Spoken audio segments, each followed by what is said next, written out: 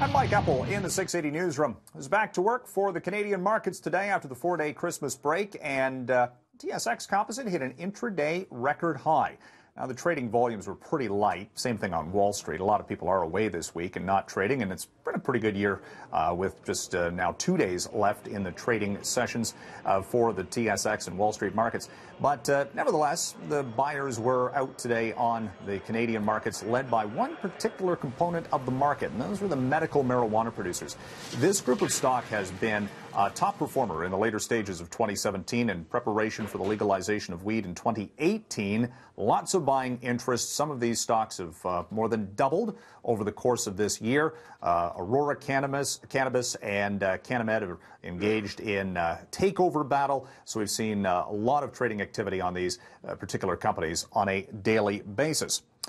On Wall Street today, we saw the Dow Jones up a little bit, but overall very light trading activity in a year that has seen the Dow Jones go up by 25%. The NASDAQ, the tech stocks, have been up even better by 28% on the year. And one of the winners for 2017 has been Apple. Now, over the past couple of days, it's been down a little bit on reduced forecast for the iPhone 10.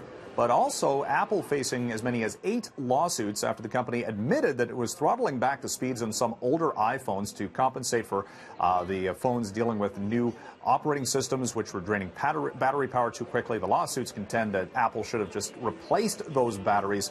Whether or not it goes into a class action status remains to be seen. Stock of Apple still up around $170 per share and up by more than 40% for the year. Late year rally for the Canadian dollar, up for a 6th day in a row today, and a lot of that has to do with the rising price for commodities. The price for oil hitting a 2.5-year high at almost $60 per barrel.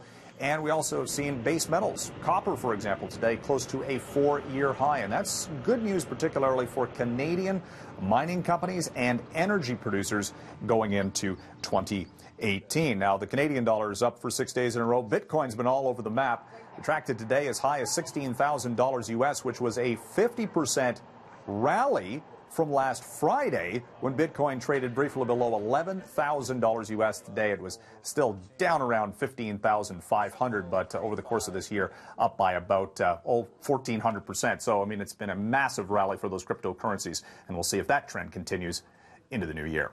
From the 680 newsroom, I'm Mike Epple for City News.